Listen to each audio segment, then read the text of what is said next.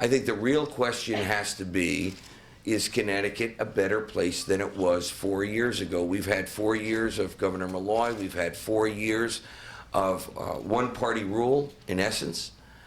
And at the end of the day, if all you could say is the budget is balanced and we didn't raise taxes, I think that's pretty sad.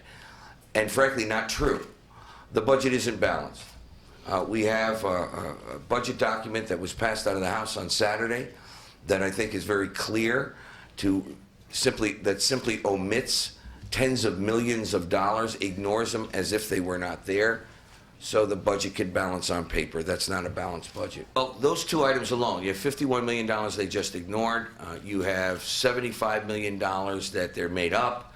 If you start to add the sweeps and the gimmicks that they did not correct, and I know we're going to pay for one way or the other, you put that all into the balance. I think our number, if I'm not mistaken, John, I think they're $300 million plus out of balance. I think the budget shows a revenue of at least $75 million that literally comes out of thin air, no explanation, last minute, no hearing, no justification, until they sort of had to back into the number and write a paper saying they were going to get this extra money out of people who currently don't pay their taxes. Go figure that.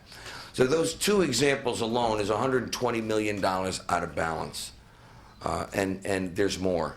There were so many, as we pointed out, of the Malloy Democratic gimmicks that continue on, and I'm going to be the first to say, were gimmicks used in the past? You bet they were. But guess what? Since I've been here, 22 years, there's only been Democratic majorities in the General Assembly, and the General Assembly is the one that passes the budget. So there's no question that more gimmicks were used, and especially what was surprising, I think, to many is that this was the governor who said the era of gimmicks, of faulty budgets were over, and boy, he doubled down big time.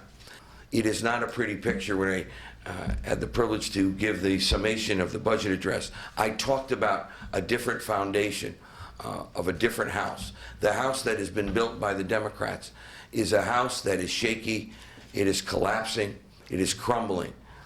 It is a house that's been patched up with duct tape and spit just to get through the open house and the sale date, and the sale date is Election Day.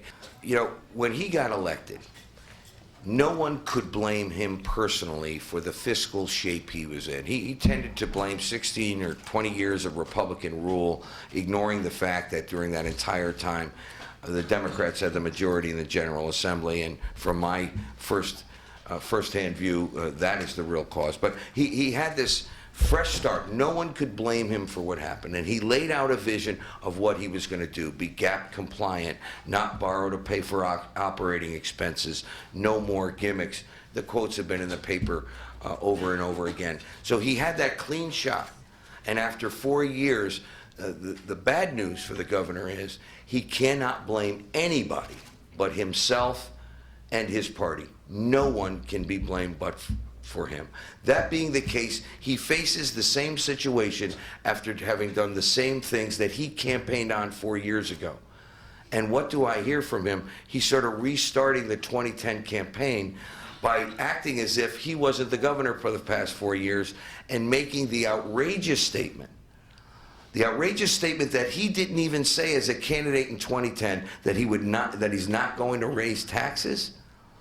If that isn't blatant campaign talk, I don't know what is. Even in 2010, in a tight race, to his credit, he never said, I won't raise taxes. He basically said, I'm going to have to do what I have to do to get this state on an even keel. And he's facing the same situation now, and now he's making a desperate claim that I will not raise taxes. What the governor's trying to do is have it both ways. What we said in 2011 is we can't afford, let's put it in the terms of a household budget.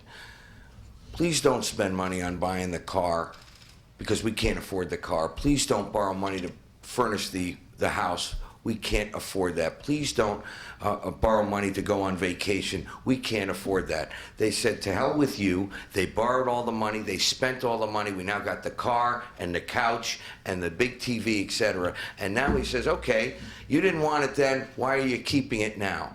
Well, do you just scrap the car? Do you try to sell it for 50 cents on the dollar, etc.? They put in motion over 2 years now, 3 budgets, a whole series of economic choices that is very difficult, if not impossible, in one budget to just eliminate.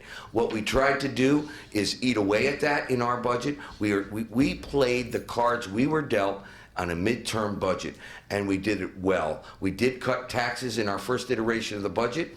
We did lessen the deficit in the out years. Could we do it all in 1 year? Absolutely not. And for him to claim that we should have, if we meant what we said back in 2011 when we warned him not to buy the car or the couch or the vacation, then he's not being honest. You have to say to yourself, at the end of a 4-year term, at the end of 4 sessions, when you could have your way with anything, being a Democratic governor with a 2-to-1 Democratic General Assembly, is the state of Connecticut a better place today than it was 4 years ago? The resounding answer to that question is no.